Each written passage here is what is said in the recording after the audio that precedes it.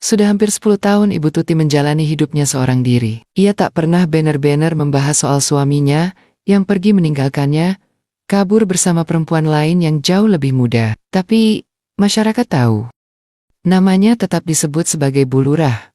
Meskipun tak ada lagi Pak Lurah di sisi rumahnya. Usianya menjelang 50. Dan hari-harinya dihabiskan dengan kerja, rapat, dan sesekali duduk di teras belakang rumahnya yang sunyi. Suatu hari, datanglah rombongan mahasiswa dari universitas di kota. Mereka akan melaksanakan KKN di kelurahan yang dipimpin oleh Ibu Tuti. Belasan mahasiswa itu dikenalkan secara formal di aula kantor kelurahan. Wajah-wajah muda, penuh semangat dan sedikit canggung. Di antara semua, ada satu yang mencuri perhatian. Seorang pemuda bernama Sandi. Sandi tidak banyak bicara, tapi cara ia membawa diri terasa berbeda. Senyumnya sopan, tubuhnya tegap, dan tutur katanya terukur. Ia terlihat lebih dewasa dibanding teman-temannya. Saat mahasiswa lain masih sibuk menyesuaikan diri, Sandi sudah mulai bertanya soal data penduduk, program kelurahan, dan kegiatan masyarakat. Ibu Tuti memperhatikan itu. Hari-hari berikutnya berjalan biasa, tapi bagi Ibu Tuti, ada yang berubah. Ia mulai sering melihat ke posko KKN ketika melewati balai desa, kadang menanyakan kabar secara langsung. Suatu ketika, ada acara mendadak di kantor kelurahan, dan stafnya tidak bisa hadir. Tanpa pikir panjang, ia meminta bantuan Sandi. "Bisa bantu ibu ngurus fotokopi dokumen, nak?" katanya saat itu. Sandi bersedia dengan senyum. Ia cepat tanggap, tidak banyak tanya, dan tahu cara bersikap. Beberapa hari setelahnya, ia kembali diminta membantu. Kali ini mengatur kursi di aula, besoknya menemani ke rumah warga, lusa mengantar dokumen ke kecamatan. Lama-lama, orang-orang mulai bertanya, kenapa Sandi terus yang disuruh-suruh Bu Lurah ya? Ibu Tuti selalu menjawab dengan singkat, anaknya rajin, katanya, bisa diandalkan. Tapi dalam hati, ia tahu alasannya. Bukan hanya itu. Setiap kali Sandi hadir, suasana hatinya menjadi berbeda. Bukan berdebar seperti remaja jatuh cinta, bukan juga rindu seperti pasangan muda yang baru kenal. Tapi ada rasa nyaman yang sulit dijelaskan, seperti rasa ingin ditemani, tanpa harus banyak bicara. Sandi pun, tanpa diminta, mulai mengatur waktunya untuk siap kapanpun Ibu Tuti memanggil. Mereka mulai terbiasa sarapan bersama, usai tugas pagi. Bukan karena janjian, tapi karena kebetulan yang semakin sering terjadi. Dan kebetulan itu, lama-lama jadi kebiasaan.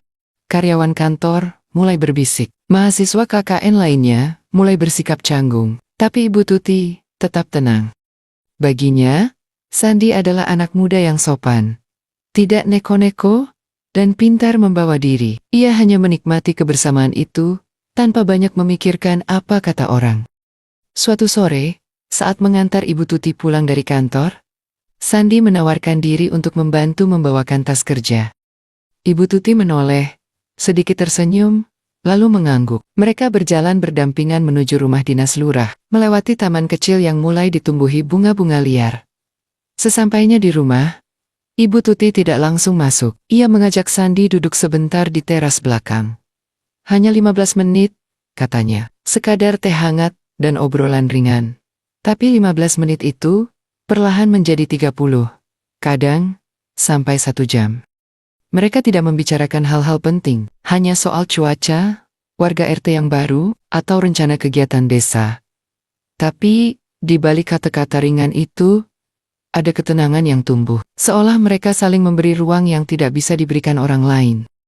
Malam itu, saat Sandi berpamitan, Ibu Tuti berdiri cukup lama di depan pintu. Melihat langkah Sandi menjauh menuju posko KKN, ia tidak berkata apa-apa. Tapi dalam hati, ia tahu, ada yang sedang berubah. Dan perubahan itu, entah mengapa, tidak ingin ia hentikan.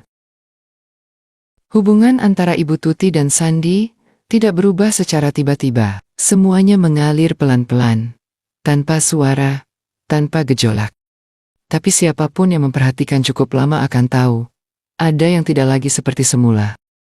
Awalnya, Ibu Tuti hanya meminta tolong pada Sandi ketika benar-benar butuh. Tapi setelah beberapa minggu, alasan-alasan kecil mulai muncul. Kadang ia minta diantar ke pasar tradisional yang letaknya tidak terlalu jauh. Padahal biasanya ia menyuruh sopir kantor. Kadang minta ditemani survei lokasi kegiatan PKK. Padahal ada staf yang bisa mendampingi. Sandi pun tidak pernah menolak. Ia datang dengan sepeda motornya setiap pagi, kadang terlalu pagi. Tapi Ibu Tuti tidak pernah keberatan. Justru ia mulai menyiapkan 2 piring sarapan di meja makan. Kadang bubur ayam, kadang nasi uduk dari warung langganan. Mereka makan sambil berbincang, santai, tanpa tekanan. Obrolan mereka ringan, tapi dari cara mereka duduk, cara Ibu Tuti menatap, dan cara Sandi tersenyum pelan, ada sesuatu yang tidak bisa dijelaskan hanya dengan kata Ibu Lurah dan mahasiswa KKN. Hari-hari berlalu, dan kebiasaan itu semakin mengakar. Pagi-pagi, Sandi datang. Mereka sarapan bersama. Siang, Sandi kembali ke posko. Sore, ia kembali mengantar Ibu Tuti pulang. Dan jika ada waktu, mereka duduk di teras belakang, mengobrol sambil minum teh, atau hanya menikmati angin sore yang lewat perlahan. Ibu Tuti mulai menyadari perubahan kecil dalam dirinya. Ia memperhatikan warna baju yang ia pakai saat tahu Sandi akan datang. Ia mulai mengenakan parfum ringan, yang selama ini hanya ia semprotkan kalau ada tamu dari kabupaten. Bahkan sesekali, ia menata rambutnya sebelum keluar rumah. Meski hanya ke kantor kelurahan, ia tidak pernah mengaku sedang jatuh cinta. Tidak.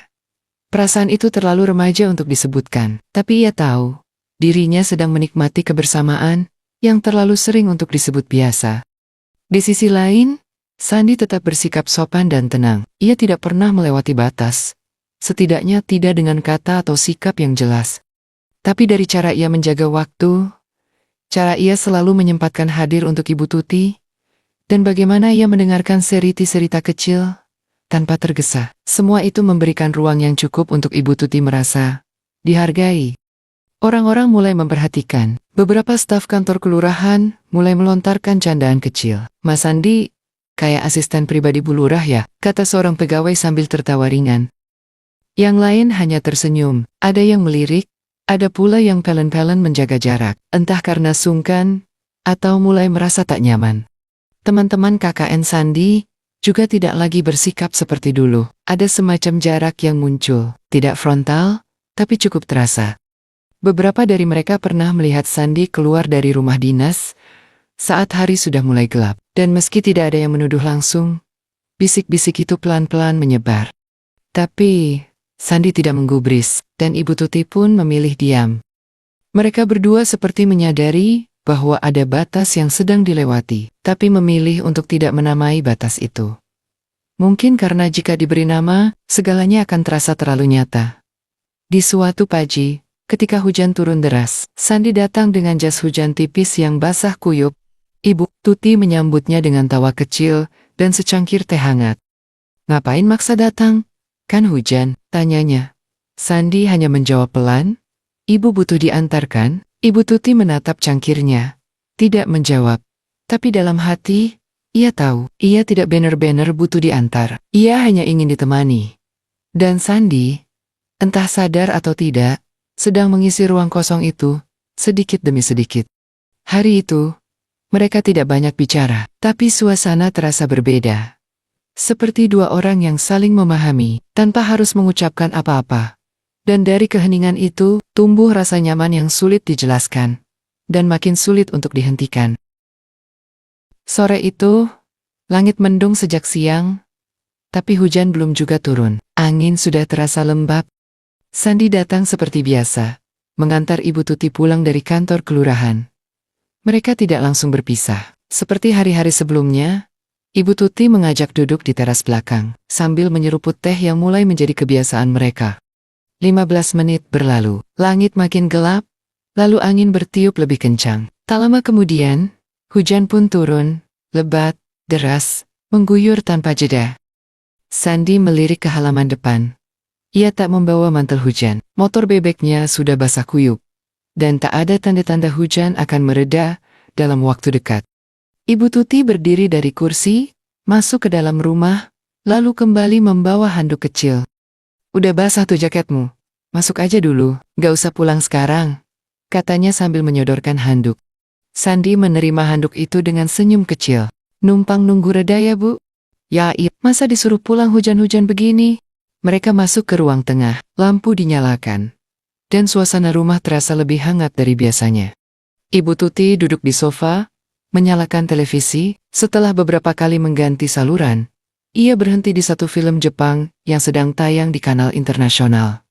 Judulnya tidak familiar. Film itu bergaya tenang. Alurnya lambat, penuh dialog penuh makna yang disampaikan dengan suara lirih. Bu suka nonton film Jepang ya? Tanya Sandy, sambil duduk agak jauh. Kalau lagi sepi begini, ya, aku suka film yang gak ribut. Tapi ceritanya dalam, jawab Ibu Tuti tanpa menoleh. Beberapa menit pertama, tak banyak obrolan, hanya suara hujan dan dialog film. Tapi seiring waktu berjalan, suasana menjadi semakin nyaman. Mereka tidak terlalu memperhatikan jalan cerita. Yang terasa justru adalah kebersamaan itu sendiri. Tenang, tidak terburu-buru. Seperti dua orang yang lupa bahwa hari sudah malam. 1 jam berlalu, hujan belum reda. Film pun selesai, tapi tak ada yang beranjak. Justru setelah itu, mereka menonton satu film lagi. Kali ini dipilih langsung dari layanan streaming. Ibu Tuti memilih sendiri sebuah drama keluarga Jepang, penuh adegan sunyi dan perenungan. Tanpa sadar, mereka sudah menghabiskan lebih dari 2 jam bersama di ruang tamu itu. Hanya berdua. Ketika hujan mulai reda, Sandy berdiri pelan. Sepertinya sudah bisa pulang. Ibu Tuti menatapnya sebentar, lalu mengangguk. Hati-hati di jalan. Tak ada yang istimewa pada ucapan itu, tapi ada jeda panjang di antara mereka. Sebuah keheningan yang terasa seperti isyarat.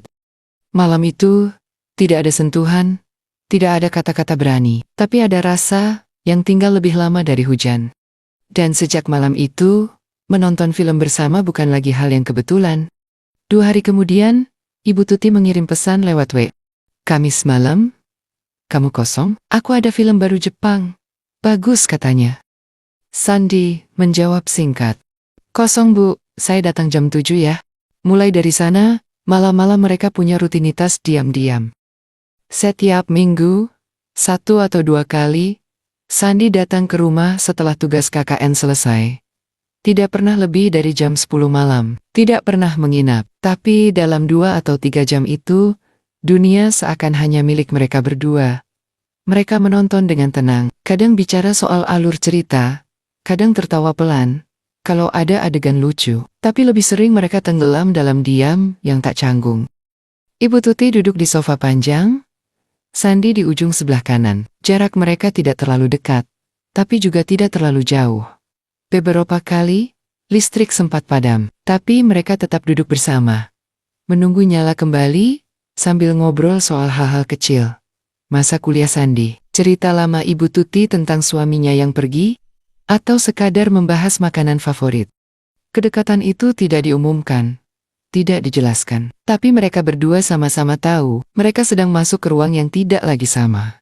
Bukan sekadar ibu lurah dan mahasiswa KKN, kini ada kenyamanan yang lebih dalam. Dan dari semua rutinitas baru itu, hanya satu yang pasti, mereka tidak ingin orang lain tahu. Waktu berjalan lebih cepat dari yang disadari. Hari-hari yang dihabiskan Ibu Tuti dan Sandy, perlahan menjadi semacam kebiasaan, yang sulit dihindari. Mereka tidak pernah berbicara tentang apa yang sedang mereka jalani, tapi kedekatan itu terasa semakin dalam, meski tetap berlangsung dalam diam. Namun, dunia luar tak sebodoh itu untuk tidak memperhatikan. Terlalu banyak pasang mata yang diam-diam mengamati, terlalu banyak telinga yang mendengar lebih dari yang seharusnya. Di kantor kelurahan, suasana mulai berubah. Sekretaris kelurahan yang dulu selalu ramah, kini lebih sering menghindari kontak mata dengan Ibu Tuti. Beberapa staf muda mulai berbisik-bisik di belakang pintu ruang arsip. Obrolan mereka selalu berhenti saat Ibu Tuti melintas di lorong. Ada ketegangan yang tipis, tapi nyata. Gosip pertama kali mencuat di warung kopi dekat kantor. Itu mahasiswa KKN, si Sandy, kok sering banget ya ke rumah Bu Lurah? Tanya seorang warga kepada temannya. Awalnya hanya berupa tanya jawab biasa, namun perlahan beralih menjadi opini liar. Katanya, sering nginep loh. Waduh, padahal anak itu masih kuliah ya. Bu Lurah kan udah lama ditinggal suaminya. Jangan-jangan Spekulasi mulai tumbuh subur, seperti rumput liar yang dibiarkan menjalar. Tak ada yang tahu pasti apa yang terjadi di rumah dinas. Tapi celah-celah kecil dari rutinitas mereka cukup memberi ruang bagi imajinasi orang-orang untuk berkembang bebas. Di posko KKN, perubahan mulai terasa. Teman-teman Sandi yang dulu akrab, kini mulai menjaga jarak. Ada yang tidak lagi mengajaknya diskusi program kerja, ada pula yang menatapnya dengan cara berbeda. Seolah sedang menilai, bukan sekadar melihat. Salah satu temannya, yang paling dekat, pernah menegur pelan, "San, hati-hati ya, orang-orang udah mulai omongin kamu sama Bu Lurah." Sandi hanya diam sejenak, lalu menjawab dengan datar, "Aku tahu." Ia tidak membela diri, juga tidak mencoba menyangkal. Mungkin karena ia sadar bahwa penjelasan apapun tak akan mampu meredakan kecurigaan yang sudah terlanjur menyebar. Ibu Tuti pun merasakannya. Beberapa warga yang dulu biasa menyapa dengan hangat, kini hanya tersenyum tipis. Ada ibu-ibu pengurus PKK yang mulai absen rapat tanpa alasan jelas. Bahkan petugas kebersihan rumah dinas, yang biasanya cerewet, kini lebih banyak diam saat menyapu halaman. Namun, di tengah semua itu, tidak ada satupun dari mereka, Sandi, maupun Ibu Tuti, yang membicarakan gosip tersebut secara langsung. Mereka seolah sepakat dalam diam untuk tidak membahasnya. Mungkin karena jika dibahas, semuanya akan terdengar terlalu nyata, terlalu gamblang. Yang mereka lakukan hanyalah menjaga kebiasaan yang sudah terlanjur nyaman, menjaga pertemuan-pertemuan kecil itu agar tetap berlangsung. Sandi masih datang pada malam-malam tertentu, dengan alasan menjemput berkas, atau sekadar mampir minum teh. Ibu Tuti pun tak pernah berhenti mengundangnya, meski kini lebih hati-hati. Mereka tahu, dunia luar sedang memperhatikan, tapi mereka juga tahu, hubungan ini tidak dibangun untuk dinilai oleh dunia luar. Ibu Tuti kadang duduk sendiri setelah Sandi pulang. Di ruang tamu yang lampunya dikecilkan, ia duduk diam, menatap gelas teh yang tinggal setengah. Ia tidak tersenyum, tapi juga tidak menyesal. Ada keheningan yang ia terima sebagai bagian dari jalan yang ia pilih. Sementara Sandi, di poskonya, mulai lebih banyak menyendiri. Ia menulis laporan KKN seperti biasa, ikut program kerja seperti biasa, tapi pikirannya tak sepenuhnya di sana. Ia sadar, apa yang ia jalani bersama Ibu Tuti sedang berjalan di garis yang tipis. Tapi ia juga sadar, untuk pertama kalinya dalam hidupnya, ia merasa berarti bagi seseorang. Dan meski suara-suara di luar makin keras, keduanya memilih diam. Karena bagi mereka, diam adalah satu-satunya tempat di mana hubungan ini masih bisa bernapas. Program KKN akhirnya mencapai penghujungnya. 2 bulan berlalu, seperti angin pelan yang tak terasa, tapi meninggalkan jejak yang dalam. Hari perpisahan diadakan secara sederhana di balai kelurahan. Ada sambutan dari warga, penampilan kecil dari mahasiswa, dan kata-kata penutup dari Ibu Tuti sebagai lurah. Wajah Sandi tampak tenang selama acara, tapi ada kesan kosong di matanya, semacam kesadaran bahwa sesuatu yang berarti akan segera selesai. Ibu Tuti juga tampak biasa saja, tak ada ekspresi berlebihan, tapi saat membacakan sambutan, suaranya sempat bergetar, meski hanya sebentar. Setelah semua mahasiswa kembali ke kampus masing-masing, suasana kelurahan pun kembali normal. Aktivitas berjalan seperti semula. Tidak ada lagi anak-anak muda lalu lalang dengan rompi kampus. Tidak ada lagi diskusi program kerja di aula kecil. Namun, bagi Ibu Tuti, yang paling terasa hilang adalah rutinitas-rutinitas kecil yang dulu ia anggap sepele. Menyeduhkan teh untuk 2 orang, memilih film Jepang, atau sekadar menunggu suara motor di depan rumah. Malam itu, beberapa hari setelah perpisahan, ponsel Ibu Tuti bergetar. "Bu, sudah makan? Aku kangen ngobrol, bisa visi bentar?" Ibu Tuti tersenyum kecil. Jari-jarinya tidak langsung mengetik balasan. Ia menatap layar ponsel cukup lama, sebelum akhirnya menjawab. "Boleh, tapi jangan lama-lama ya, mata udah agak capek." Dan malam itu, untuk pertama kalinya setelah KKN berakhir, mereka bicara lewat video call. Tidak ada hal besar yang dibahas, hanya cerita ringan soal kampus, kabar teman-teman KKN, dan sedikit keluhan tentang sinyal yang naik turun. Tapi wajah mereka bertahan di layar, hingga larut malam. Sampai akhirnya, salah satu dari mereka tertidur, masih dengan kamera menyala. Itu menjadi awal dari rutinitas baru. Setiap malam mereka saling menyapa lewat WA. Kadang kirim foto makanan, kadang hanya kirim stiker lucu, tapi selalu ada obrolan. Kadang ringan, kadang dalam. Dan hampir setiap malam, mereka bertemu lewat layar kecil, tanpa suara keras, tanpa tawa besar, tapi dengan rasa yang makin hari, makin terasa hangat. Beberapa minggu kemudian, tanpa memberitahu siapapun, Sandi kembali ke kelurahan. Alasannya sederhana. Rindu. Ia datang naik bus kecil, lalu berjalan kaki dari pertigaan desa. Ia tidak membawa banyak barang, hanya sebuah ransel dan kotak kecil berisi oleh-oleh. Saat berdiri di depan pagar rumah dinas, ia tidak langsung mengetuk. Ia berdiri cukup lama, seolah menimbang sesuatu. Ibu Tuti membukakan pintu dengan ekspresi tapi dari caranya membuka pagar dan mempersilakan masuk, ada kelegaan yang tak terucap. Mereka duduk lagi di ruang tamu. Seperti dulu, menonton film, minum teh, dan berbicara dalam nada pelan. Sejak itu, Sandi mulai sesekali datang. Tidak rutin, tidak terjadwal, tapi selalu dengan alasan sederhana, ingin bertemu. Hubungan mereka, yang semula tumbuh dalam sunyi dan saling jaga, kini mulai menjelma menjadi sesuatu yang lebih jelas arahnya. Ibu Tuti tidak lagi menyembunyikan perasaannya. Ada ketulusan yang ia biarkan tampak. Sandi pun tak lagi menahan diri untuk memberi perhatian dengan cara yang lebih terbuka. Mereka tahu, ini bukan main-main, bukan perasaan yang datang sesaat, lalu pergi. Ini sesuatu yang tumbuh, meski tak lazim di mata banyak orang. Pada suatu sore, saat hujan kecil membasahi pekarangan rumah dinas, Ibu Tuti menyeduh 2 cangkir teh seperti biasa. Mereka duduk di teras belakang, tempat yang sudah jadi saksi, begitu banyak percakapan tenang di antara mereka. Tapi hari itu berbeda. Ibu Tuti menatap Sandi lama sebelum akhirnya bicara. "San," katanya pelan, "pernah terpikir nggak kalau hubungan kita ini dibawa ke langkah yang lebih serius?" Sandi tidak langsung menjawab.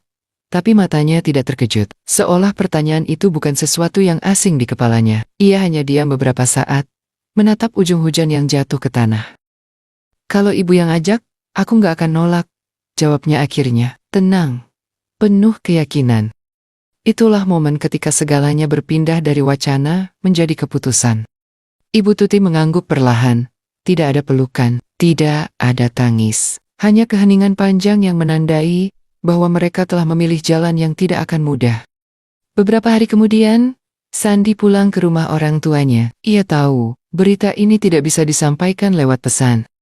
Ia duduk di ruang tengah bersama ayah dan ibunya. Ada kopi dan pisang goreng di atas meja, tapi tak satu pun yang disentuh.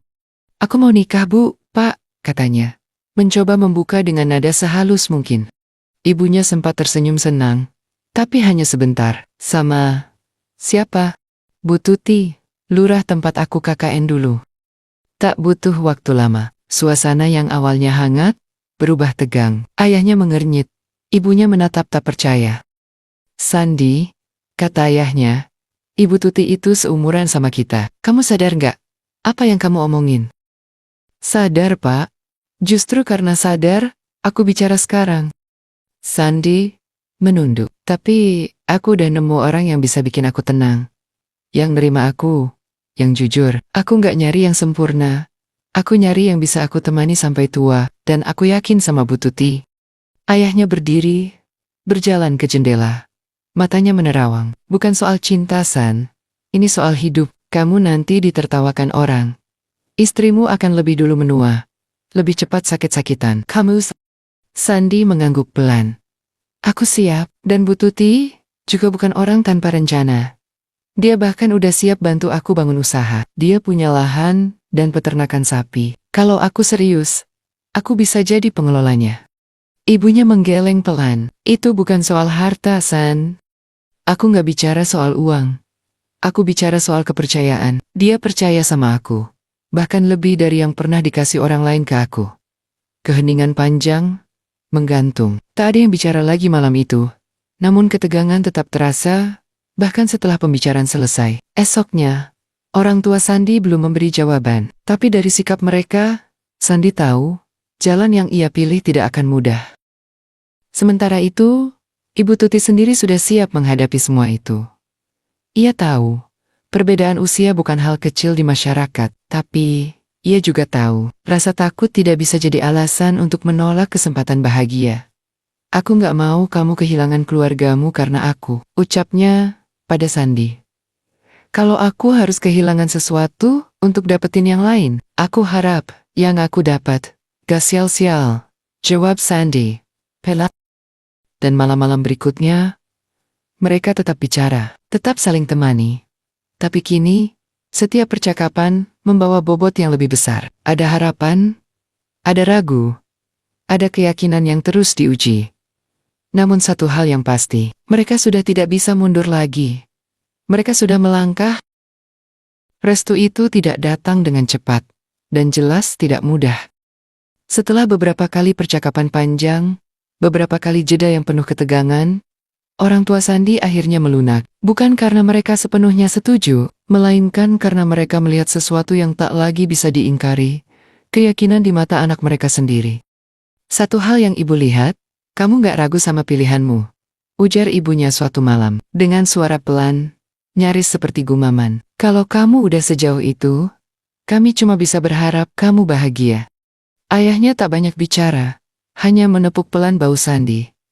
Tapi dari caranya menahan tatapan, dari isyarat kecil yang diam-diam ia berikan, Sandi tahu bahwa restu itu akhirnya diberikan. Bukan tanpa beban, bukan tanpa kekhawatiran, tapi dengan doa yang dalam, agar jalan yang tak biasa itu bisa tetap membawa mereka pada kebahagiaan. Pernikahan mereka berlangsung sederhana, hanya dihadiri keluarga dekat, dan beberapa kerabat yang benar-benar mengerti. Tidak ada resepsi besar, tidak ada iring-iringin mobil mewah. Tapi ada ketulusan yang terasa begitu nyata. Ibu Tuti mengenakan kebaya warna lembut, rambutnya disanggul rapi, sementara Sandi, dalam jas abu-abu sederhana, tampak tenang dan bersih. Mereka saling menatap tanpa banyak kata. Seolah semua yang perlu diucapkan sudah cukup tersimpan dalam hati masing-masing. Namun seperti yang sudah mereka duga, tidak semua menyambut pernikahan itu dengan tangan terbuka. Di balik senyum tamu, ada bisik-bisik yang tak bisa dihindari. Di balik ucapan selamat, ada nada sinis yang mencoba disamarkan. Beberapa warga mencibir, sebagian pegawai kelurahan memilih menjaga jarak. Bahkan, beberapa teman Sandi sendiri lebih memilih diam daripada menyampaikan dukungan. Buat apa memaksakan cinta yang aneh seperti itu? Begitu kira-kira suara yang bergema di antara masyarakat. Tapi Ibu Tuti dan Sandi tidak memilih jalan ini untuk dipahami semua orang. Mereka memilihnya karena mereka saling percaya. Mereka tahu, hidup bersama bukan tentang menyenangkan telinga orang lain, tapi tentang bagaimana saling menopang di saat dunia mulai tak ramah.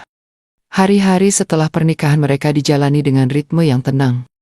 Sandi mulai mengurus peternakan sapi yang dulunya milik almarhum ayah Ibu Tuti. Ia belajar dari bawah, dari memberi pakan hingga memahami pasar. Ibu Tuti, yang sudah lebih dulu mengenal kerasnya dunia birokrasi dan sosial, tetap menjalankan tugasnya sebagai lurah dengan sikap yang tegas, namun adil. Mereka tidak memamerkan kebahagiaan, tapi juga tidak menyembunyikannya. Mereka hanya menjalani. Di malam-malam sepi, mereka masih suka duduk di teras belakang rumah, kadang dengan teh hangat, kadang hanya dengan suara jangkrik yang menemaninya.